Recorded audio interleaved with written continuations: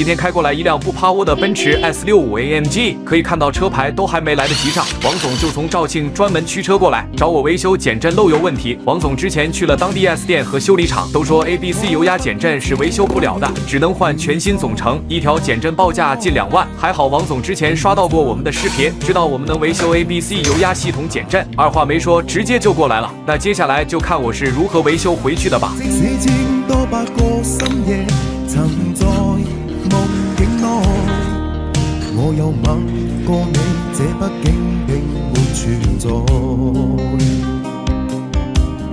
人生這聲開始說和諧，無聲掙扎有個情感奴隸。